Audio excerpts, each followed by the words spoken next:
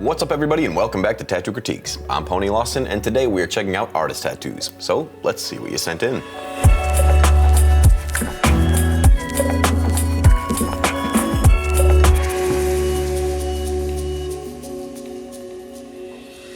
Alright, the first one sent in is from Rian out of the Philippines, and Rian, you mentioned in your email that you've been tattooing for about 4 years. So the first thing I'm going to bring up is, get out of the stairwell.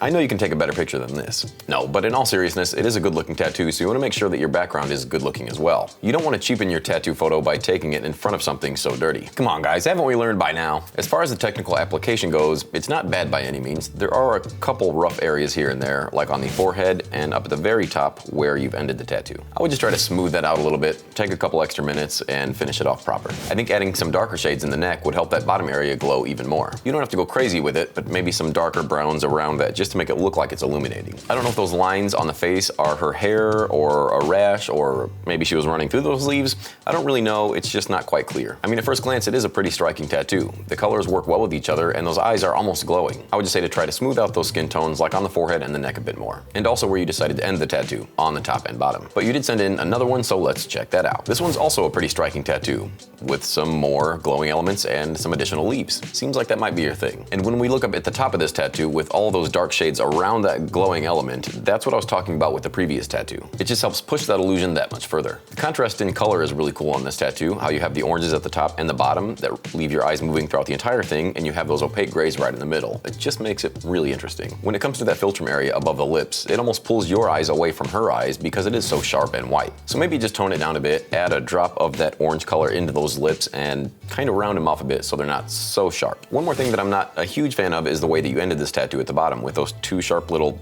hangers. I think just having those there will make this tattoo a lot harder to add onto. And they're not really adding anything special, so I probably would have just left those off. I mean, the entire tattoo is pretty well rounded off around the entire thing, so they just feel out of place. But overall, really not bad. At least this photo looks a lot better. Thank you so much, Ryan, for sending that over. Alright, the next tattoos are sent over from Brisia, who was actually featured in an Apprentice video about 2 years ago. You know I love these updates, so keep them coming. When I look at the flowers on this jellyfish compared to the flowers that you originally sent in 2 years ago, I can tell you've made a lot of strides. You definitely have a lot more control, especially when it comes to those line weights. And also, these flowers have a lot more flow. They don't just look like they were thrown everywhere. You also have a lot more skin tone on this tattoo than the previous one, showing a lot more contrast. What does bug me about this tattoo are those little tendrils that are hanging off. They don't really have a great flow by themselves. And for something like that, you can have them flow any which way you want to, so there's no reason for them not to. Maybe group a couple of them together, flowing in the same direction. It'll just make for a lot more pleasing tattoo overall. I think adding some solid black in those areas that are already dark would really help the contrast when it comes to lighting, especially on the underside of the jellyfish and even in the bottom of the tail. At least I think that's a tail.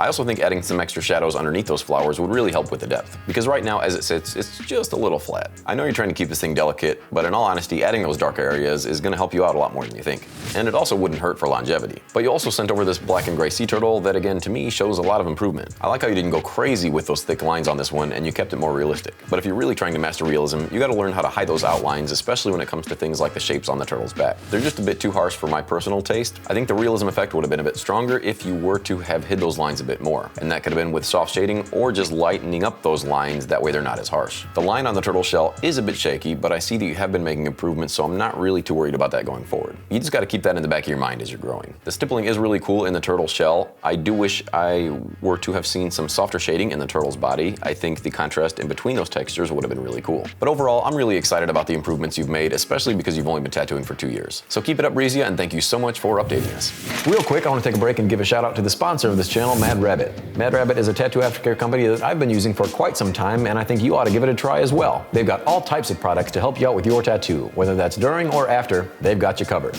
So head on over to madrabbit.com, fill up your cart, and make sure to use code PONY20 to save 20% off of your entire order. All right, let's get back to it. All right, up next we've got a couple sent in by Gill. And Lewis, you mentioned you've been tattooing for about 5 or 6 months. First one you send over is Bender, and I do love Futurama, so you're already getting points for that. This is a well done tattoo. It's nothing crazy, but those lines are crisp and clean. The color is well packed in.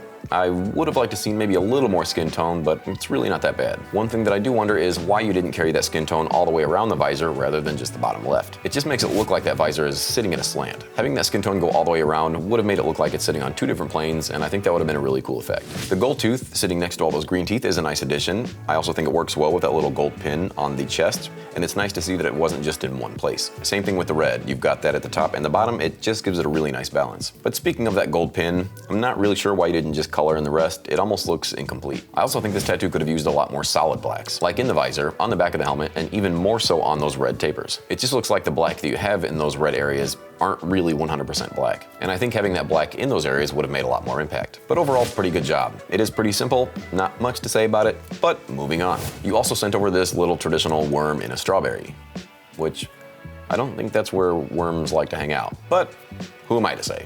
Again, your line weights are on point. I don't have much to say about those. When it comes to the color choices you made, I like the colors in the strawberry, but I'm not a big fan of the color used for the worm. It just matches with the client's skin tone a bit too much in my personal opinion. I think using a different color altogether or just adding some brown probably would have fixed that. The black shading in the worm is a little patchy and it's almost distracting. I think if you just smoothed it out a bit or just use those black areas for drop shadows, this thing would have looked a lot more clean. The blood or strawberry juice does have a really cool effect when it comes to that skin tone that you used in there. So I don't mind those. I do think it is nice that you added those in. The little heart shapes that you used for the strawberries is also a very nice touch. I think my biggest gripe is just the color that you used for the worm and those weird dark shades. But overall, two solid pieces. You should be proud. Keep it up, Lewis, and thank you so much for sending those over. All right, up next, we've got a couple tattoos sent in from Megan Pete. And Megan has been on this channel 2 other times. She keeps updating us every year, which is awesome. I really love watching people's progression, and last time she set one in, it was a world of difference. So let's see how she's doing. The first one is this adorable little Spyro tattoo, and these line weights are crazy. Those outer outlines are super thick, but on a tattoo like this, I think it's appropriate. And right away, I can already tell that your color blends are so much better than last time. Last time we did talk about adding dark areas where drop shadows would be, and it seems like you did just that. I don't know if it's gray wash or brown, but whatever it is, it's working. One thing I do wish you did is add a little bit of dark tones around those little starbursts in the background. I think they would have made it look like they're actually glowing, and that would be a really simple fix. It would just be adding some darker blues and pinks where they meet the star. And I know it sounds counterintuitive, but adding some darker blues on the insides of those wings of the dragonfly would have made those light blues pop a lot more. Darker shades always make lighter shades look brighter. The cotton candy background is packed in pretty well. It's not just one stale tone that people tend to lean towards. So good job on that one. Let's check out what else you sent in. All right, a pretty killer T-Rex. And again, this is a massive improvement from what we saw last time. You're continuing with these big, bold black outlines, which is making these tattoos a lot more eye-catching. The color blends in this tattoo are pretty good. Could they be better? Sure, but I can definitely still see improvement. And that's the whole goal of this game. Every year just getting a little bit better. The leaves are pretty cool. The colors are packed in well. I do think you could have afforded to use a thinner outline around that back leaf. It would have just given this tattoo some nice push and pull. The mosquito inside the amber is a really nice touch. I do think you went a bit heavy when it comes to those whites. I just think thinning down those white outlines would have made this thing a little more believable. I also think adding some light purple in the background of this tattoo, much like you did with the Spyro, would have really finished this thing off. It would have played with the greens and yellows so well, and it also matches the purpley warm tones in the T-Rex's face. But overall, 2 solid tattoos. Massive improvement. Thank you so much for updating us, and I hope to hear from you in a year. All right, the last tattoo comes from Dora out of Greece, and Dora, you mentioned you've been tattooing for about 2 years, and this tattoo took 7 hours. Right away, this thing is stellar, and I really love the photo itself. There's no bullshit in the background. My guess is you used an actual camera because the picture itself is awesome, and these are what we use to sell our work, so you're already starting off on the right foot. But when it comes to the tattoo itself, this thing has so many nice little details. I like how the white was used sparingly, and you really didn't overdo it. It's just peppered in throughout in a few little spots, and it adds a nice little twinkle to it. I love the upper row of teeth in the skull. Those things are super tiny, so to me that shows really good control. Not to mention that chain. Those circles are tiny, but you managed to pull it off. I think the socks are pretty rad too. You can almost feel the texture of that fabric. And the same goes for the pants, hat, and that neck piece. There's just so many little textures in this thing.